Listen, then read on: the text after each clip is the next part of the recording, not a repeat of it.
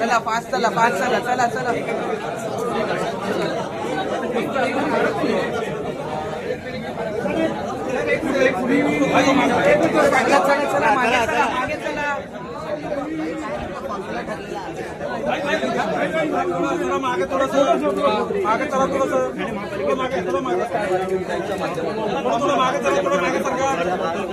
मागे शिवसेनेचे मुख्य नेते सदर उपमुख्यमंत्री एकनाथ शिंदे या ठिकाणी दाखल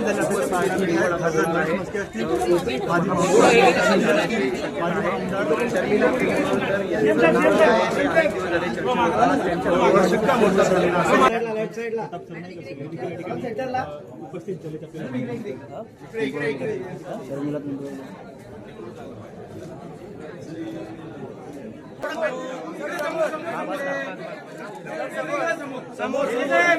अतुल खाली का अतुल सर्वांना माझा नमस्कार. जय महाराष्ट्र. सर्वप्रथम महाराष्ट्र राज्याचे उपमुख्यमंत्री अजितदादा पवार यांचं जे प्लेन अपघातात निधन झाले त्यांना मी श्रद्धांजली वाहते. आणि 2017 नंतर 2026 मध्ये पुन्हा एकदा महाराष्ट्र राज्याचे उपमुख्यमंत्री एकनाथजी शिंदे साहेब आणि आपले खासदार नरेशजी म्हस्के साहेब, जिल्हा प्रमुख मीनाक्षीताई शिंदे यांच्या मार्गदर्शनाखाली आज ही उमेदवारी भेटलेली महापौरपदाची उमेदवारी पुन्हा एकदा भेटलेली आहे. अभिमान वाटतोय की एका सर्वसामान्य स्त्रीला या सर्व आपल्या नेते मंडळींनी एक पद दिलंय महापौर पदाचं आणि त्याचा मी मान राखेन. काम करण्याची संधी भेटली आहे मोठी ठाणे जिल्ह्यावरती, त्याचं काम करण्याचं सोनं करण्याचा नक्कीच प्रयत्न करेल.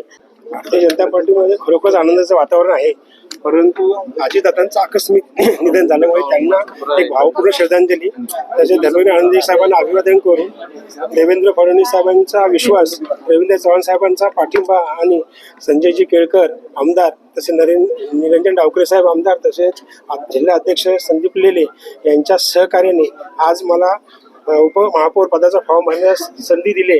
त्याचं नक्कीच मी पक्षाच्या ध्येय धोरणानुसार अपेक्षित काम करीन, एवढीच मी आता तुम्हाला सांगू इच्छितो. काय असणार सर्वप्रथम कामच ठाणे शहरातील आणि जे 4 वर्ष रखडलेली होती, आता 4 वर्षाचा मोठा स्पॅन आहे.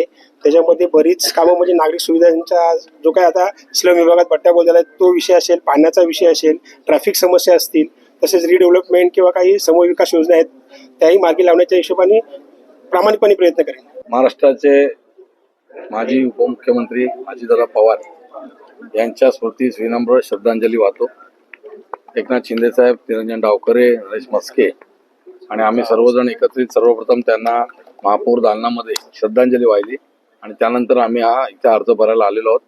त्यामुळे कुठल्याही प्रकारचा गोंगाट, नारेबाजी न करता शांततामय पद्धतीने प्रशासनाने आणि निवडणूक आयोगाने ठेवलेली प्रक्रिया पूर्ण करावी असा निर्णय झाला आणि शिवसेनेतर्फे महापौर म्हणून शर्मिला पिंपळकर यांचा अर्ज भरण्यात आला आणि भारतीय जनता पार्टीला उपमहापौर पद हे मिळालेलं आहे.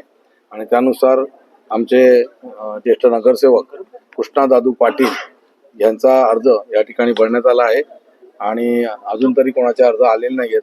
आशा बाळगतो की निवडणूक बिनविरोध होईल. काय फॉर्म्युला नेमका ठरलेला आहे? किती वर्षाचं हे महापौर पद असणार? फॉर्म्युला कुठलाही अजून ठरलेला नाहीये.